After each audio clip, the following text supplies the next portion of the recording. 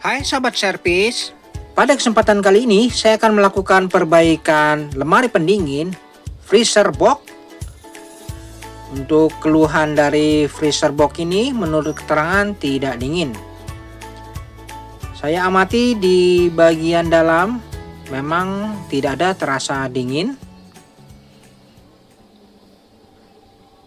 Jadi seperti ini, tidak ada pembentukan salju pada bagian dalamnya ini.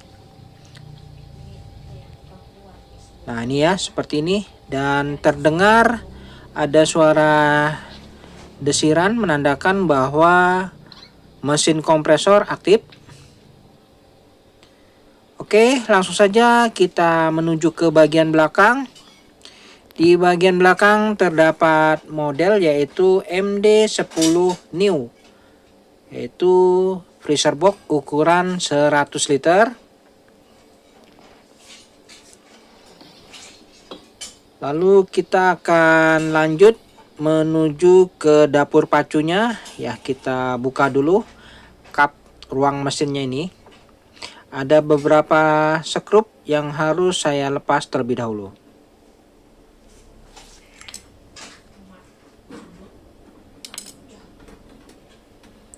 Oke, untuk mesin kompresornya sudah nampak terlihat.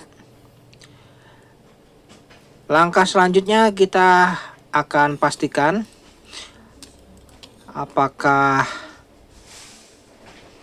pada pipa kondensor maupun filternya ini terasa hangat.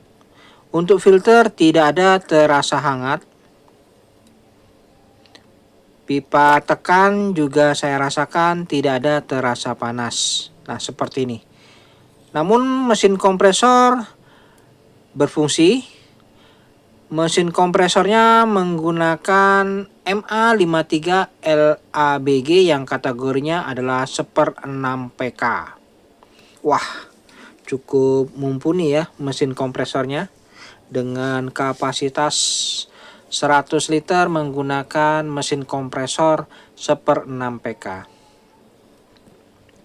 Selanjutnya saya akan lakukan pengukuran arusnya ini berapa ampere. Kita ambil jalur kabel yang menuju ke kompresor.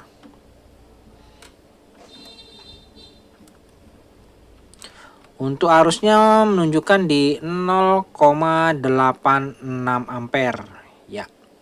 Jadi kondisinya mesin kompresor bekerja namun tidak ada beban freon, sehingga freezer box ini tidak dingin. Filter tidak ada terasa hangat. Pipa balik juga tidak ada terasa dingin. Nah, seperti ini. Oke, kita amati di mana letak kebocoran. Di bagian mesin kompresor ini pipa-pipanya tidak ada tanda-tanda oli. Jadi kebocorannya ini apakah di pipa kondensor atau di pipa evaporator. Nah, untuk menentukan di mana letak kebocorannya, kita akan lakukan cara sederhana. Oke, saya cabut dulu sumbernya. Untuk mengetahui kebocorannya, kita akan lakukan pengecekan dengan menggunakan sistem vakum body yang kita lakukan dengan cara memotong pipa di bagian filter dryer ini. Ini adalah pipa proses pemvakuman. Ini saya potong terlebih dahulu. Kemudian saya pastikan tidak ada gas freon yang keluar pada pipa yang saya potong ini. Ini adalah untuk mengetahui kira-kira di mana letak kebocorannya ya. Oke, selanjutnya saya akan berikan sedikit pipa kapiler pada pipa yang saya potong ini. Oke, ini saya akan pasangkan di pipa pembuangan. Kita akan lakukan proses pemvakuman. Jadi dengan metode ini kita akan bisa tahu di mana letak kebocorannya, apakah di jalur kondensor atau di jalur evaporator. Oke, saya lakukan pengelasan terlebih dahulu untuk pipa kapiler pada jalur pembuangan udara di filter dryer.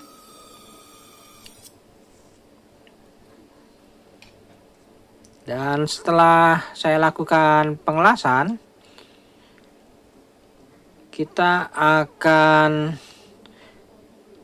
siapkan cairan metil untuk menganalisa di mana letak kebocorannya. Nah ini ya, ini saya siapkan 1000 atau metil cairan untuk mendeteksi di mana letak kebocorannya. Oke, saya buka dulu cairan metilnya ini. Nah ini ya.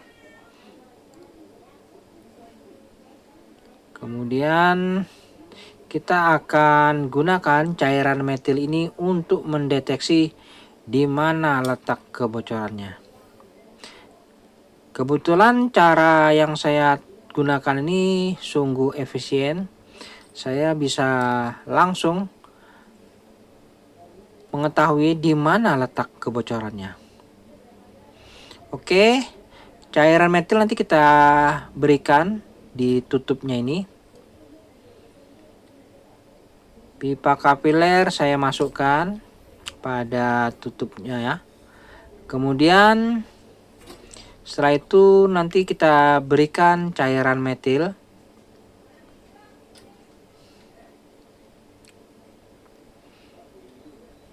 Oke, saya atur posisinya agar enak terlihat. Nah, seperti ini.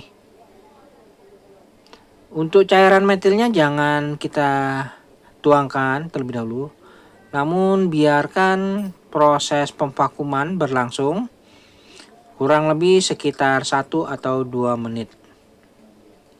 Ya. Oke, selanjutnya kita nyalakan dulu unit freezer box ini.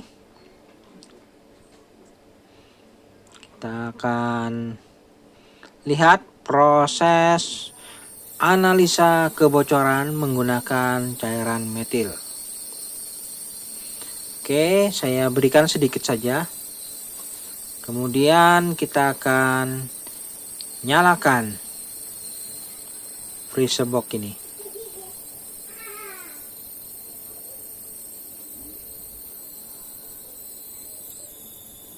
Oke, untuk cairan metil ini akan mengindikasi adanya kebocoran dari gelembung yang ada. Oke, nah ini seperti ini ya. Jadi pada saat kita tuangkan cairan metil ini akan terjadi gelembung, dorongan udara yang terhisap dan dikeluarkan melalui jalur pipa kapiler ini.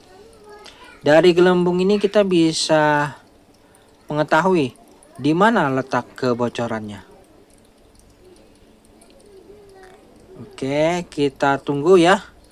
Kurang lebih sekitar 15 menit. Oke, kita mulai dari sekarang ya. Kita amati gelembungnya ini. Nanti kita bisa tahu di mana letak kebocorannya.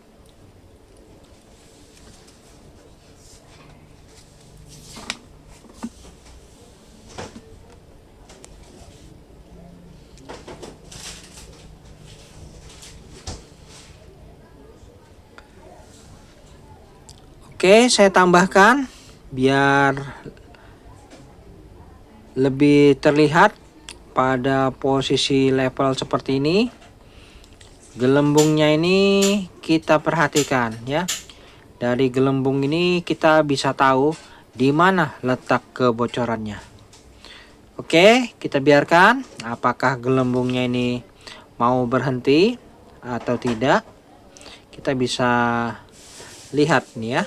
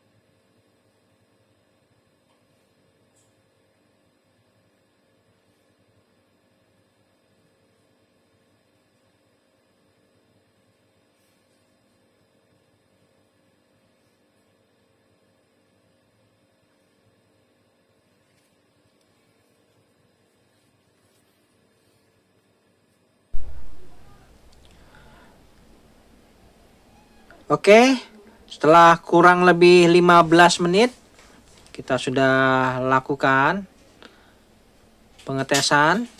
Dari sini saya bisa dapat simpulkan bahwa terjadi kebocoran di area pipa kondensor. Jadi selama pengamatan gelembung pada cairan metil ini, saya beranggapan bahwa kebocoran terletak pada pipa kondensor. Oke ya, jadi pipa kondensornya ini mengalami kebocoran dari analisa saya menggunakan cairan metil. Jadi apabila teman-teman memperhatikan dengan seksama, seperti itu. Oke, selanjutnya saya cabut dulu sumbernya. Dan pastikan cairan metil terhisap pada saat kita cabut sumbernya ini. Menandakan bahwa tidak ada terjadi kebuntuan pada sistem. Oke, seperti ini ya, cairan metilnya terhisap, tidak masalah. Jadi kesimpulannya terjadi kebocoran pada pipa kondensor. Pipa kondensor kita akan pasang kondensor eksternal. Jadi untuk pipa evaporatornya kondisinya mantap, aman, tidak ada masalah ya. Tidak perlu diragukan lagi. Saya akan langsung melakukan pemasangan pipa kondensor di bagian belakang.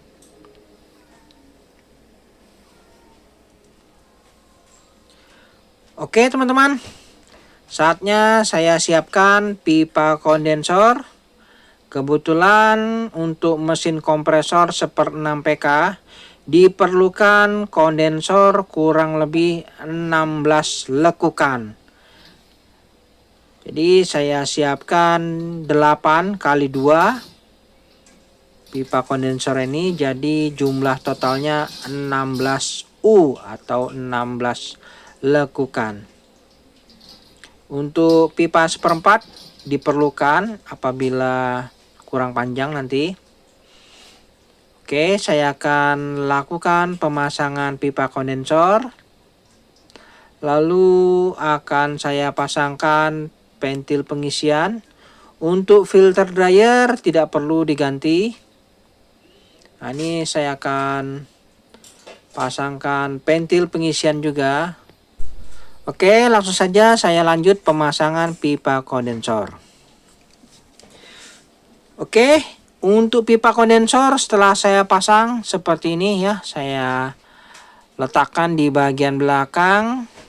Untuk pipa kondensor yang kedua, ini kita berikan spasi jarak agar proses pembuangan panasnya berlangsung dengan baik.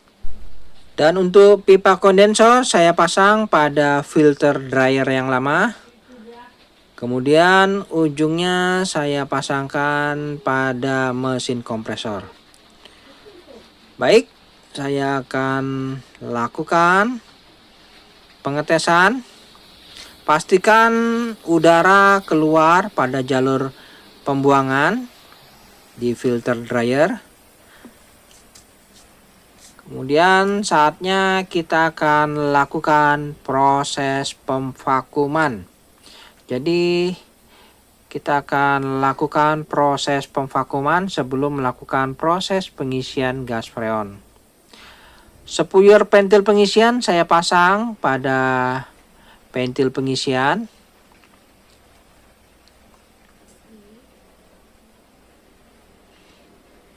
Oke, selanjutnya saya siapkan analyzer selang manifold. Saya pasang selang manifold pada pentil pengisian. Lakukan dengan tepat, jangan sampai ada yang bocor. Baik itu di saat kita melakukan pengelasan ataupun pemasangan selang manifold. Kemudian pastikan jarum manifold akan turun apabila keran manifold ini kita tutup. Ya, ini ya. Jadi jarum manifold turun menunjukkan di skala minus 30 PSI. Untuk proses pemvakuman ini diperlukan waktu kurang lebih 30 menit. Pada jalur pembuangan pipa kapiler, udara yang keluar ini biarkan sampai habis. Diperlukan waktu kurang lebih 30 menit ya. Jadi proses pemvakuman ini kita tinggalkan dulu. Baik teman-teman, setelah kurang lebih 30 menit proses pemvakuman berlangsung, jarum manifold sudah menunjukkan di skala minus 30 PSI. Untuk proses pemvakuman saya rasa sudah cukup. Pada jalur pembuangan pipa kapiler sudah tidak ada lagi hembusan udara, menandakan proses pemvakuman sudah cukup. Kemudian kita segel tutup permanen untuk ujung dari pipa kapiler ini.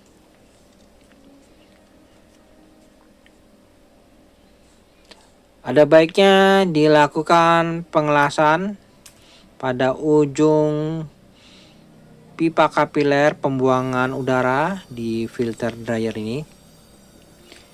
Untuk proses pemvakuman, alangkah baiknya menggunakan mesin vakum apabila memiliki untuk mendapatkan hasil yang maksimal.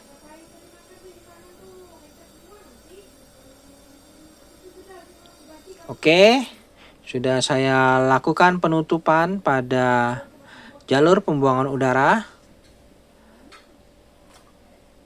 Kemudian kita siapkan tang ampere untuk mengukur besaran arus saat running ini, berapa arusnya. Saat ini menunjukkan di 0,8 ampere. Kondisi belum ada beban. Lalu saya siapkan gas freon INEOS Fluor R134. Saya pasang selang manifold pada keran freon. Pastikan kita kencangkan, jangan sampai ada kebocoran. Lalu keran freon bisa kita buka. Namun sebelum proses pengisian, udara yang terjebak pada selang manifold ini harus kita buang dulu. Oke, saya buang dulu ya udara yang terjebak pada selang manifold. Oke, setelah itu baru kita boleh melakukan proses pengisian gas freon. Untuk proses pengisian gas freon ini lakukan secara bertahap hingga mendapatkan tekanan yang sesuai, yaitu kurang lebih sekitar 10 PSI. Untuk freon R134 ini cukup di 10 PSI saja. Oke, kita sambil amati arusnya naik dan kita akan lihat. Oke, setelah proses pengisian gas freon berlangsung, saat ini sudah menunjukkan di skala 10 PSI.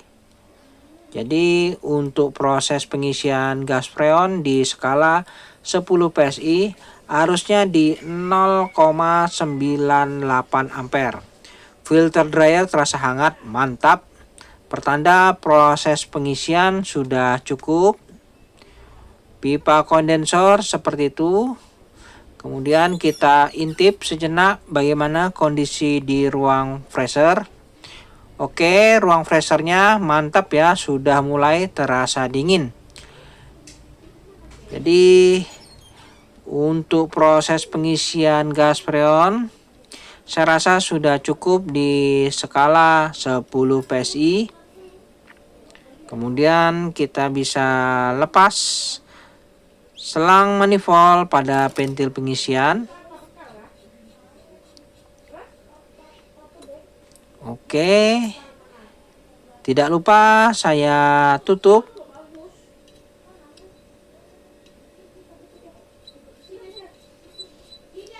Dan untuk jalur pengisian freon saya biarkan, tidak saya segel. Tinggal kita rapikan, kita tutup kembali cupnya ini. Oke, jadi seperti itu teman-teman. Untuk mendeteksi kebocoran cukup sederhana, kita bisa gunakan cairan metil atau Thousand. Oke, jadi kita akan lihat ya hasilnya dalam beberapa hari. Bagaimana hasilnya, nanti kita cek kembali ya kondisinya. Baik teman-teman, setelah 2 bulan kemudian saya cek kembali bagaimana. Untuk pipa kondensor mantap ya, masih terasa hangat. Kemudian bagaimana kondisi di ruang freezer box ini? Wah, sudah terisi dengan bahan-bahan makanan ya. Untuk proses pembekuannya juga sudah normal dalam waktu 2 bulan. Baik teman-teman, sampai di sini dulu perjumpaan video saya, dan kita akan ketemu lagi pada video-video saya selanjutnya. Sampai jumpa.